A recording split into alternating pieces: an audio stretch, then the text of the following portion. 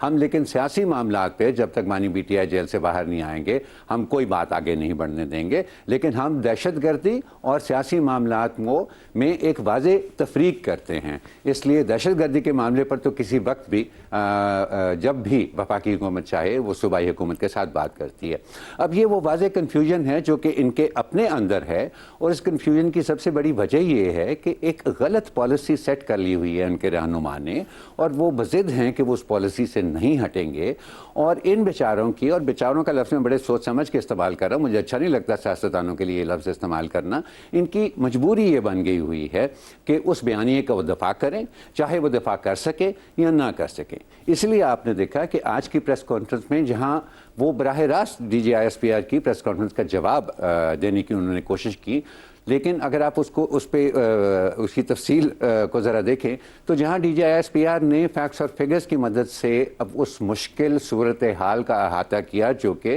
हुकूमत को और वफाक को और रियासत को दरपेश है KP के अंदर, उसके जवाब में वो सियासी अफसाने,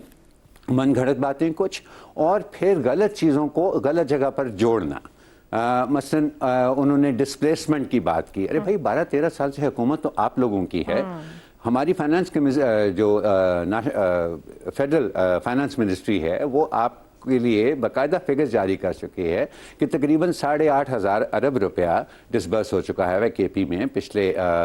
10-15 सालों के अंदर, और उनमें से उन्होंने उन फंड्स की भी निशानदेही की है जो कि उनके अपने एलोकेटेड पूल से, जो उनकी जो एलोकेशन है नेशनल पूल में, उससे बढ़ के उनको दिए गए, जिनके अंदर और उसकी मदों का भी जिक्र है कि उसमें IDPs की जो रिहेबिलिटेशन है उसके लिए भी पैसे दिए गए। तो ये